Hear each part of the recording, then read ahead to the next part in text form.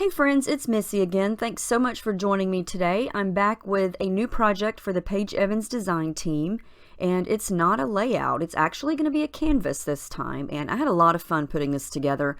I started using one of Paige's cut files. This is the spring flowers, and you'll be able to see it better here momentarily, but I cut it on white cardstock, and I'm going to put them on this 10 by 10 white canvas that I got from Michael's. And so I shrunk the flowers down so they would fit on the canvas. And I'm going to jazz it up first before I peel it off the mat. I know that I want to color the stems green, so I'm going to just use my finger and smudge a little bit of white gesso over it before I even peel this up, because the stems are really tall and skinny, and so I know when I go to peel this off the mat, there's a good chance that I would tear them because I have a habit of doing that. So I think the gesso will kind of strengthen the stems up a little bit and also prepare this textured cardstock for some ink that I'm going to add. So I'm just going to use some shimmers here. This is a Colorings and it's called Keep Palm. Really pretty green, and I'm just going to dip my finger in it and smudge it. I don't want to color the outline of the actual flowers because I'm going to back those with lots of pattern paper, and I feel like I want those flowers and the colors to pop off the page, and so I'm going to leave those white, but I didn't want the stems to stay white, so I'm going to color those, and anywhere I see a little stem or leaf, I'm just going to smudge some paint over it. And this is super easy. Could use this or do this with any type of watercolor, gelatos, anything really. But I don't want to leave it just one solid green color, so I'm going to add a little bit of variation with some of the Distress Oxides. So I'm going to use some of the lime green color.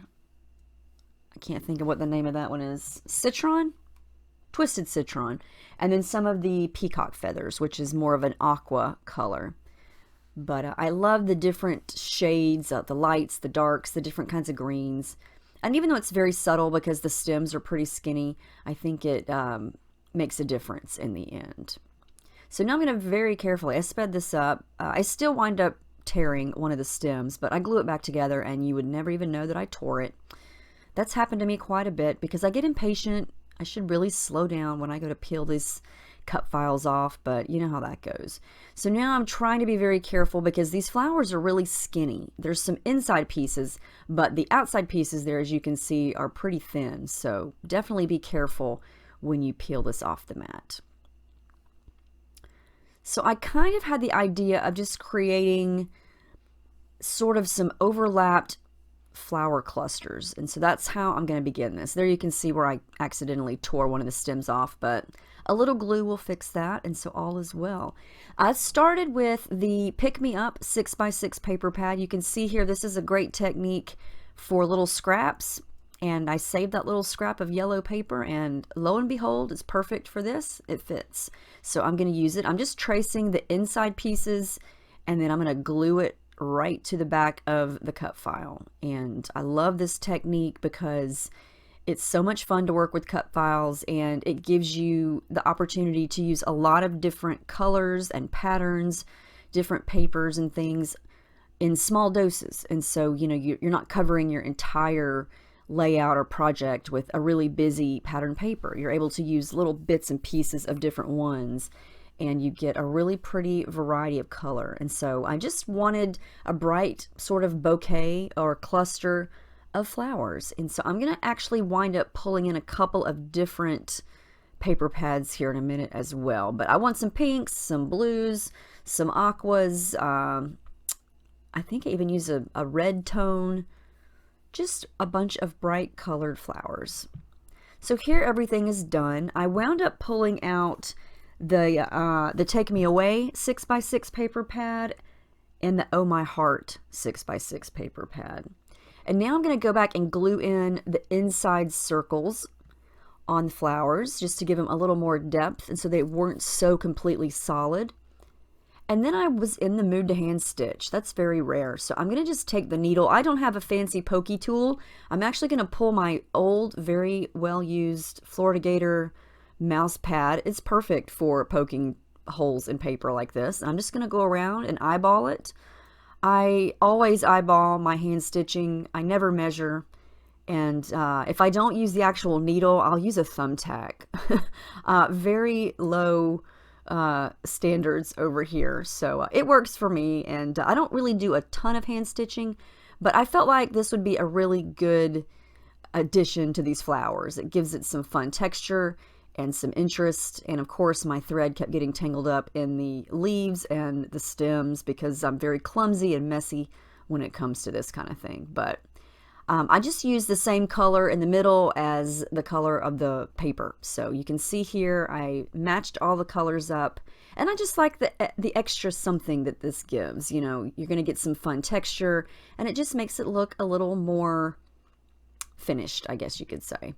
So now we're going to work on the canvas, and I'm going to coat the whole thing with clear gesso simply because it's a little thinner, it's going to dry a little bit quicker, and it's going to give more texture because it's a little bit grittier. And I didn't want the discoloration. Sometimes the white gesso can dry a little bit yellow. And then I'm going to go right into my shimmers. I pulled out several different shades of blue, and then I just add the paint or the ink directly onto the canvas, sprayed it right on in no particular way, and then used my squirt bottle of water to add water, and then just kind of picked the canvas up and tilted it different directions and let it drip and run. And the gesso helps with this because the gesso kind of acts as a primer, and it's not going to just soak right into the canvas right away. The water and the color is going to be able to move on top of it before it dries. And so as you can see, this is blending beautifully, and I love the different shades of blues. I'm going to dry it just a little bit with my heat gun, but there's actually so much liquid on there, it's going to take a while to dry, so I don't dry it completely, but you can see how cool it looks when it starts to move around. So my thought was to have a sky and some grass, and so the whole background is going to be blue and green. So I'm going to do the same thing to the bottom half of the canvas. I just pulled out several shades of green shimmers here, and I'm just spraying it down in no particular way. This definitely can be done by anybody. I am not a professional canvas maker by any means. I just like to get messy and experiment with cut files and paints. Look how cool that turned out. I didn't do anything else to it. I just set it aside and let it dry. It's almost dry, but I just set it aside and let the air dry it, and it turned out so pretty. Now I did want to add some clouds, and so I'm just using plain old white acrylic paint and my little ink blending tool there, dabbing a little bit of the paint on there and then just kind of smudging in a circular way, and it's going to create some really cute clouds. And I think this turned out so pretty. I didn't even try that hard. I mean, anybody can do this. Honestly, you saw how I did that. I just sprayed it down, let it drip, and then let it dry. And it actually looks like bushes and trees back there in the background. I love how that turned out. I almost just want to leave it like a landscape here. This actually made me feel like an artist. It made me feel like, hey, I painted that. But I really didn't. I just sprayed it. So cool. Now, of course, that was Heidi Swapp Gold Color Shine. I had to add some of that on there. And the clouds actually look kind of real. I'm impressed with myself. I love how this turned out. Love it. So now I'm going to come in with the flowers. And I thought, do I want to leave them side by side? No, I want to layer them. And I love how this looks once it's done. So one of the cut files I'm going to raise up a little bit higher in the background. And then the other one on top, I'm going to put closer down. So it looks like you can still see each one, but some of them are kind of overlapped. And I want dimension. And so this is just craft adhesive foam from Walmart. And I'm just going to stick it down. And this is going to make it look really, really cool because the background cut file is going to be raised off the page, and then so is the one in the front. And you know, in true Missy form, I have to add some messy thread, even though, you know, if you go out in nature and walk around a flower meadow or a garden, chances are you're not going to see any thread floating around. But in my world, there's thread. Just like in Bob Ross's world, he's always got to have a little friend for his tree. I've always got to have some little thread for my flowers here. So yeah, that made no sense, but you know what I mean. I just like it. I have to add it in there. I think it gives texture and pops of color, and I just like it. So now I'm going to start to glue all the pieces down. So I don't want to take anything off because I feel like if I do, I'll never get it back like I want it. So I'm just going to sort of very carefully raise up the flowers and squirt some glue under there. And I'm just using my standard scrapbooking glue, which is the Scotch tacky glue, and it works beautifully. I love that glue. That is my go-to glue. Very carefully glue down the stems. Yeah, I've been seeing this. I've been eyeballing this cut file for a while and thinking, what am I going to do with it? And this was perfect.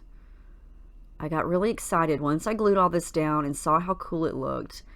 I asked myself, why don't I make more canvases? This was really fun.